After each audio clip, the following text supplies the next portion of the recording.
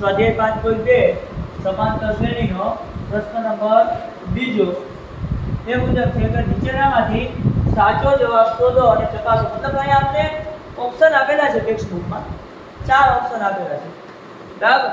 તો એના ઉપરથી આપણને અહીંયા 30નું પદ શોધવાનું કીધું. માની લો અહીંયા એવું કીધું કે સમાંતર શ્રેણી 10 7 4 ડેશ ડેશ ડેશ નું મારે કેટલાનું પદ શોધવાનું છે? 30નું પદ. જો મેં પહેલા પણ વાત કરી હતી કે જો બે શબ્દ એવા આવે ને કે એમાં કન્ફ્યુઝ થાય. ક્યુ પદ, કેટલાનું પદ? 30નું પદ. તો અહીંયા મને જો પદ આપ્યું છે 30નું પદ શોધો, મતલબ કે એ 30 ગોતવાના થાય. શું ગોતવાના થાય? એ 30. ત્યારે એના પછીનો જો આ બીજો દાખલો છે સમાંતર શ્રેણી -3 -1/2 પછી 2 નું 11નું પદ. તો અહીં પણ મને જો પદ આપી જ દીધું, કેટલાનું?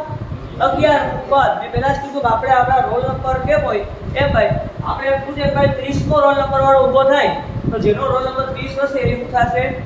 ઊભો થાય. અથવા તો તમને એવું પૂછે ભાઈ આ રોલ નંબર કોનો છે, બરાબર, તો એમાં આપણે શું ગોતવાનું થાય? Roll number. એટલે આ એ આપણે વ્યક્તિ આપેલો હશે, વિદ્યાર્થીને પૂછે કે તારો રોલ નંબર કેટલા, આપણે પૂછે કેટલામો, બરાબર, તારો રોલ નંબર કયો છે, બરાબર. તો જો આમાં પણ એવું જ આવશે કેટલામો ક્યુ, બરાબર. એટલે આ એક વસ્તુ છે એ ખાસ યાદ રાખજો. એટલે કે સમાંતર શ્રેણીમાં આપણને આવી મુજબ સમાંતર શ્રેણી આપેલી છે તો આપણે સૌપ્રથમ શું ફાઇન્ડ આઉટ કરવાનું? તમને કઈ ખબર ન પડે તો બે વસ્તુ તો બધામાં કરવાની. એક તો સમાંતર શ્રેણીનું પ્રથમ પદ લખી નાખવાનું અને એક એનો સામાન્ય તફાવત ફાઇન્ડ આઉટ કરી નાખવાનો. આ બે વસ્તુ તો કરી જ નાખવી. બે માર્ક હોય ને તો એકાદો મારો પેપર જોવાનો હોય તો તમને આપી દો. તો સમાંતર શ્રેણી છે 10 7 4. તો ભાઈ પ્રથમ પદ આપણે ફાઇન્ડ આઉટ કરીએ તો a બરાબર કેટલા મળ્યા? 10. અને સામાન્ય તફાવત એટલે b બરાબર શું થાય? a2 a1. શું થશે? a2 a1. ચલો a2 કેટલા આવ્યા? 7 -a1 તો 7 માંથી 10 ગયા તો જવાબ શું આવશે? -3. શું આવશે? -3. તો જો તફાવત મને માઈનસ માં મળ્યો તો એના ઉપરથી આપણે એવું સાબિત થાય કે નહીં કે આ સમાંતર શ્રેણી છે.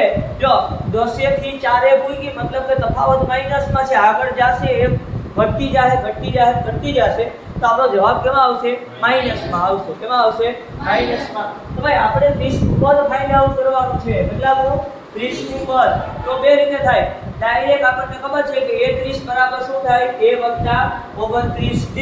અથવા તો an નું સૂત્ર મૂકી a + n - 1 * d. આપણે કઈ રીતે કરો? a30 થી કરવો છે કે સૂત્ર મૂકીને કરવું છે? બોલો. હાલો a30 થી. તો ચલો a30 બરાબર a + 29d. હાલો a કેટલા આવ્યા? વત્તા ના વત્તા 29 ના 29 d કેટલા આવ્યા? -3 આવ્યા ને. હવે વત્તે ઓછે 29 તેરી કેટલા થાય? 87. તો 10 માંથી 87 ગયા તો જવાબ કેટલો આવશે? -77.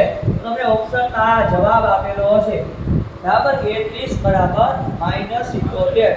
30મું પદ છે એ -77 થાય, બરાબર. ત્યારબાદ સમાંતર શ્રેણી -3 -1/2 નું 11નું પદ જણાવો. એટલે આપણે અહીંયા ફાઇન્ડ આઉટ કરવાના છે એ 11. એટલે n બરાબર આપેલા છે એ n આપણે ફાઇન્ડ આઉટ કરવાનો થાય. ચલો a બરાબર મને કેટલા આવ્યા? -3. b બરાબર શું થશે?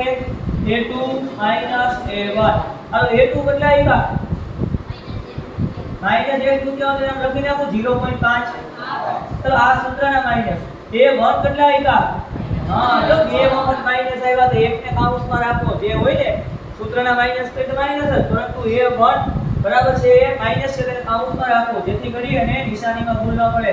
0.5 ઓછે ઓછે વત્તા. તો ભાઈ અડધામાંથી 3 ગયા તો જવાબ કેટલો આવશે? અઢી આવે. શું આવે? તો ચલો અહીંયા આપણે d કેટલા મળી ગયા? 2.5. કેટલા મળશે? 2.5. ચલો ત્યારબાદ 11નું પદ.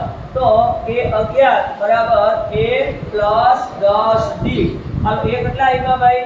-3. વત્તા ના વત્તા 10 ના 10 d કેટલા આવ્યા? 2.5.